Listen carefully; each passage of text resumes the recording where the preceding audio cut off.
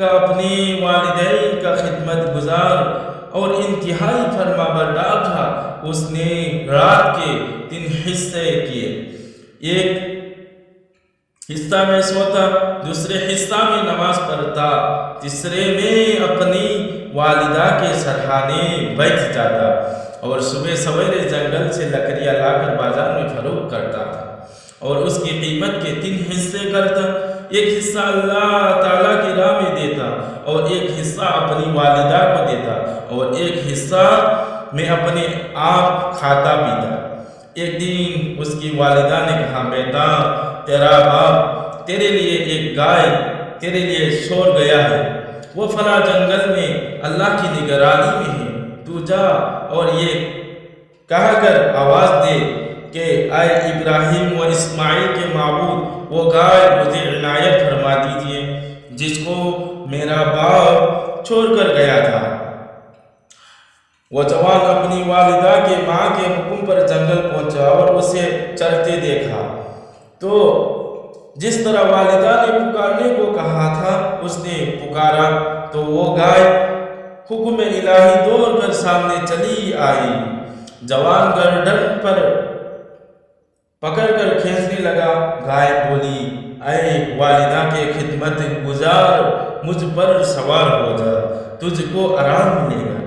جوان نے کہا، میری والدہ کا یہی حکم ہے، گردن پکڑ کر لانا نہ کہ سوار ہو کر اٹھ کر۔ گائے بولی، اے میرے جوان، تو میرے کہنے سے اگر سوار ہو جاتا، بیٹھ جاتا تو پھر میں ہرگز تیرے قابو میں نہ آتی اور اپنی اماں کی فرما برداری کی وجہ سے تیرا وہ مرتبہ ہے، اگر تو پہاڑ کو حکم دے تو وہ بھی تیرے سامنے تیرے ساتھ چلنے لگے۔ جوان گائے لے کر اپنی ماں کے پاس پہنچا۔ ماں نے کہا، بیٹا، تو فقیر ہے، دن میں لکڑیاں لانے اور رات میں قیام کرنے کی وجہ سے، نماز پڑھنے کی وجہ سے تجھ پر سخت مشقت و تکلیف ہے، اس لیے مناسب یہ ہے اسے فروخت کر دے۔ جوان نے قیمت دریافت کی۔ ماں نے کہا، 3 دینار میں دے دینا۔ ساتھ ہی ماں نے یہ حکم دیا، جب بیچنے لگے تو مجھ سے پوچھ لینا۔ جوان ماں کے حکم کے مطابق گائے کو بازار لے گیا۔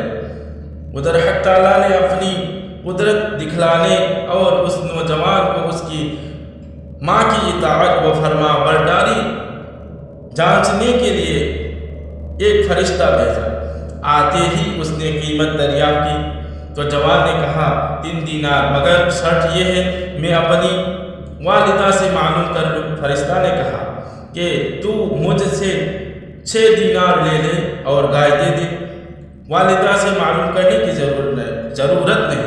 اس جوان نے کہا، اگر تو مجھے اس گائے کے برابر سونا بھی دے گا تو میں اپنی والدہ کی اجازت کے بغیر نہیں دوں گا۔ یہ کہہ کر اپنی والدہ کے ماں کے پاس آیا اور کیفیت بیان کی، بتائے واقعہ۔ والدہ نے کہا، جاؤ اور 6 دینار لے لینا، مگر خریدار سے میری رضامندی کی شرط لگا دینا۔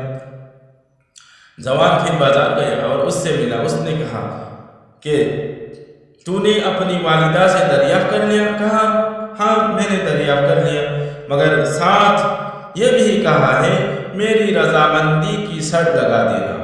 اس خریدار نے یعنی فرشتہ نے کہا، اپنی ماں سے نہ پوچھ اور مجھ سے 12 دینار لے لے۔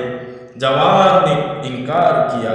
اپنی ماں کے پاس آ کر سارا قصہ کیا۔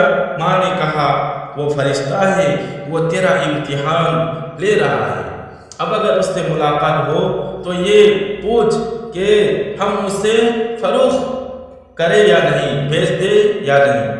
جب وہ بازار گیا اور اس فرشتہ سے ملاقات ہوئی تو جوان نے بیچنے کی دریافت کیا تو اس نے کہا، اپنی والدہ سے کہنا کہ اس گائے کو ابھی نہ بیچے، فروخت نہ کرے۔ بنی اسرائیل اسے ایک مقتول کے معاملہ میں خریدے گے، تم اسے کھال بھر دینار سے کم میں فروخت نہ کرنا، چنانچہ انہوں نے فروخت نہیں کیا حتیٰ کہ وہ وقت آ گیا اس گائے کو کھال بھر دینے میں فروخت کیا گیا۔ وہ وقت آ گیا۔ میرے عزیزو دوستو، یہ گائے جو کھال بھر سونے میں فروخت ہوئی بیچی، یہ کثیر رقم، اس کی قیمت زیادہ جو اس بچہ کو ملی، یہ ماں کی خدمت اور محبت کے نتیجہ میں اس کو ملی ہے، کیونکہ جو اولاد جس قدر اپنے ماں باپ کی فرما بردار ہوتی ہے، مان کر چلتی ہے، تو اس کی روزی میں اتنی ہی خیر و برکت ہوتی ہے۔ حضرات علماء کرام نے لکھا، اگر تم کو مال کی زیادتی کی ضرورت ہے تو والدین کی، ماں باپ کی خدمت کرو، اور اگر علم کی زیادتی کی ضرورت ہے تو حضرات اساتذہ کی خدمت کرو، اپنے استادوں کی، اپنے ماسٹروں کی خدمت کرو۔ بنی اسرائیل میں ایک مالدار آدمی کو قتل کیا گیا۔ قتل کس نے کیا؟ اس کے بھتیجوں نے کیا ہے۔ اس کی کوئی اولاد نہیں تھا، صرف ایک لڑکی تھی اور ایک بھتیجا تھا۔ بھتیجے نے جب دیکھا یہ بوڑھا تو مرتا ہی نہیں، تو اس نے لالچ میں سوچا میں ہی اس کو مار ڈالوں اور اس کی لڑکی سے نکاح بھی کر لوں اور قتل کی الزام دوسروں پر کر دوں۔ اس شیطانی خیال نے اس کو قتل کر دیا اور اس مکان پر، دوسرے مکان پر آ کر اپنے چاچا کو پھینک دیا، اور اس مکان پر آ کر اپنے چاچا کو ڈھونڈنے لگا، پھر شور مچا دی، میرے چاچا کو کسی نے مارا۔ آخر کار مکان والوں پر الزام لگا دی اور ان سے دیت کا روپیہ طلب کرنے لگا۔ انہوں نے اس قتل سے، اس کے علم سے بالکل انکار کر دیا، منع کر دیا، لیکن یہ آدمی یہاں تک کہ اپنے ساتھیوں کو ان سے لڑائی کرنے پر آ گیا۔ یہ لوگ عاجز پریشان ہو کر حضرت موسیٰ علیہ السلام کے پاس آئے اور بتایا واقعہ، یا نبی اللہ، یہ آدمی خواہ ہم پر ایک قتل کی الزام لگا رہا ہے، حالانکہ میں نے قتل نہیں کیا۔ حضرت موسیٰ علیہ السلام نے اللہ تعالیٰ سے دعا کی، وحی نازل ہوئی، انہوں سے کہو ایک گائے ذبح کرے۔ انہوں نے کہا، اے اللہ کے نبی، کہاں قاتل کی تحقیق اور کہاں آپ گائے کے ذبح کا حکم دے رہے ہیں کہ آپ ہم سے مذاق کر رہے ہیں۔ حضرت موسیٰ علیہ السلام نے فرمایا، اعوذ باللہ، اللہ کے حکم میں مذاق ظاہروں کا کام ہے، اللہ تعالیٰ کا حکم یہی ہے۔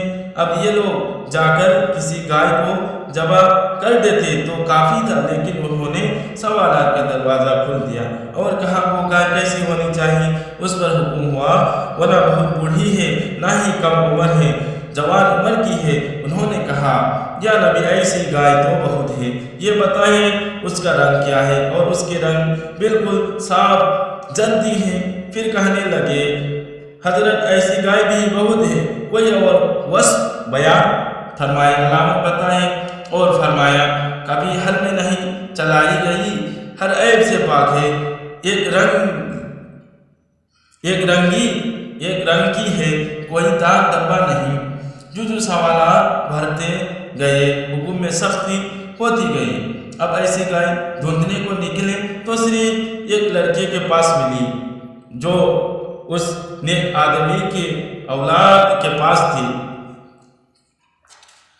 یہ گائے خرید کر لی گئی اور اسے ذبح کیا گیا اور اس کے جسم کا ایک ٹکڑا لے کر گائے کے مقتول کے مردہ جسم سے لگایا گیا۔